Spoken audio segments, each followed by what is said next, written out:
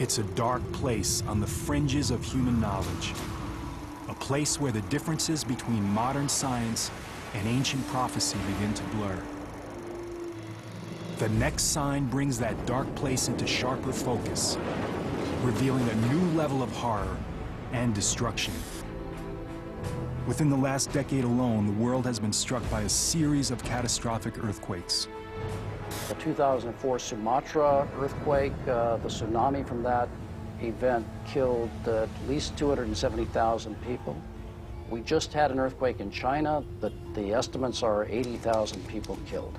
In 2005, there was an earthquake in Pakistan. Again, probably killed 80,000 people. Hundreds of thousands of victims suffer. Women, children, the young and old. Are these terrible disasters linked to ancient biblical prophecy? For believers in the seven signs, the evidence is clear. And I beheld, when he had opened the sixth seal, there was a great earthquake. Some believe the worst is yet to come. This is unlike anything we've ever seen in human history. This is a massive global earthquake that will terrify people to the core of their being. Imagine killer earthquakes striking all over the world at the same time. Even scientists are terrified by the possibilities. We're planning for ourselves here in the US, but if you think about some of the other places like Bangladesh, in Dhaka, an earthquake there, oh my goodness, the numbers will be staggering.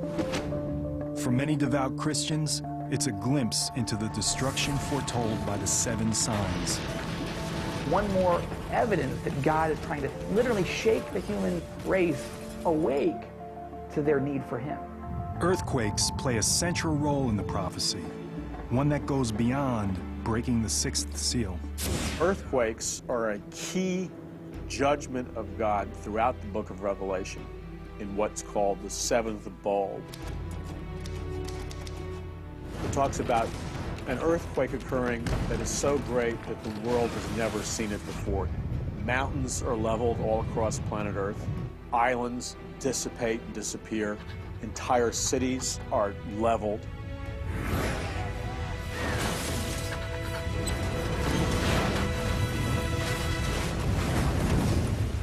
For believers, a quake this gigantic and destructive would have to be an act of God. The judgments in the book of Revelation, that many of them will be intensification of natural phenomena that we see today. I'm not sure you can take a look at the natural world today and say, well, that's what it is and that's what it's going to be. It is literally a supernatural event. Earthquakes have a long history that predates the Bible. One of the leading scientists on the subject is Thomas Jordan, director of the Southern California Earthquake Center. Earthquakes are among the largest killers of human beings in terms of natural disasters. We know of at least 21 earthquakes that have killed more than 50,000 people in recorded history. Earthquakes strike along fault lines, places where the gigantic plates that make up the Earth's crust collide. With each plate weighing trillions of tons, the amount of energy unleashed by a major quake is enormous. In fact, the island of Patmos, where the book of Revelation was written, lies in an area that's noted for its violent seismic activity. It's even probable that John of Patmos himself experienced the terror of earthquakes firsthand. The same is true for his earliest readers, the Christians living in the eastern part of the Roman Empire. To them, the symbolism of earthquakes was clear. They were the judgment of a wrathful God. We know when you get to the very end of the bowl judgments with the great earthquake, that there's great fear and an understanding that they're facing the wrath of God. God is unhappy. Today, experts are trying to gain a more scientific insight into these calamities. In California, geologists drilled deep to place sensitive instruments directly into one of the world's most dangerous earthquake faults, the San Andreas. At this point, the earthquake science community is faced with a situation in which we don't really have the ability to predict earthquakes. This is the first time anyone has drilled into an active plate fault.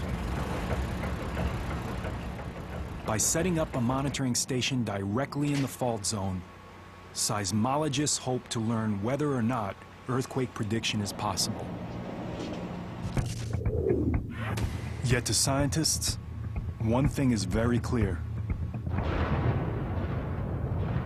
We know those events are going to happen. It's just a matter of when. True believers in the 7 signs see a far more powerful force being unleashed.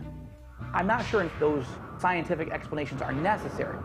If God just decides to cause an earthquake, he can just make that happen. We now know what causes earthquakes, and we know that they will continue to occur.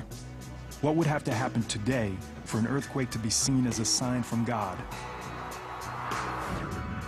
To fulfill that prophecy, it would have to be a massive series of global quakes, striking cities along every fault line. San Francisco, Tokyo, Shanghai, Athens, Istanbul. The list would include cities in the U.S., especially those near the San Andreas Fault. It runs from the southern end of the state all the way through the urbanized regions of Los Angeles and up through San Francisco into Northern California. Alina Dorian has spent much of her career planning for that dark day. The worst time for an earthquake to hit would be when you have the most population out in places where it's the highest risk, which means in high-rise buildings, roadways, having the kids in school so they're all separated from their families. It would be a tremendously violent event. The ground could move by 10, 20 feet. It would be shaking strong enough that people would be literally thrown to the ground. They couldn't stand. And if you were next to tall buildings, windows falling out of tall buildings would be a tremendous hazard. Anything that falls from a significant height is basically just like a stray bullet. Now add to that glass, which is in those large structures tempered and made to withstand significant wind. It's basically falling blades. So the amount of trauma that those things would cause would be enormous. Many of the older brick buildings would collapse. The older concrete frame buildings would collapse outright. You'd see some floor slabs that were just pancakes with people stuck in between them. You're going to get amputations, pneumothorax, which are collapsed lungs, crushed hearts. If you're bleeding out and you can't get to the hospital, you will die. Even people in LA's modern steel frame skyscrapers, the kind that are designed to withstand large quakes, aren't totally safe. At the very least, the building would begin to sway. For such a large earthquake, we'd anticipate that we'd see collapses of some of those buildings as well. In a few minutes, the shaking will be over. But for those who survive the initial blow, the horror is just beginning. Fires caused by broken gas lines and fallen high-voltage wires will spread throughout the city. If you start enough fires simultaneously, you'll overwhelm the resources to put it out, and instead of slowly putting the fire out, the fire will start to grow. And of course, if fires get large enough, and they just keep growing, that's what we call a conflagration. With water mains and roadways severed, a post-quake firestorm in LA could last for days, even weeks. Thousands of people trapped in collapsed buildings or too badly injured to move will be incinerated. Eventually, even a fire this size will burn itself out, but the community will continue to suffer. It's not just the deaths. Deaths are huge. But then you have 6 months, a year, 2 years of recovery time for everyone else.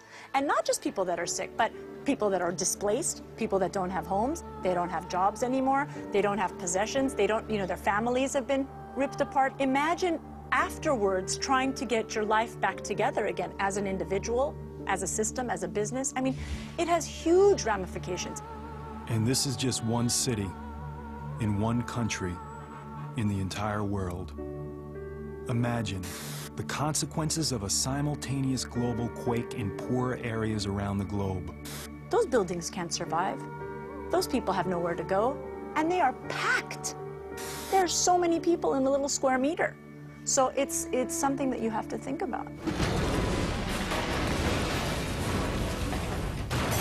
Catastrophe on a biblical scale.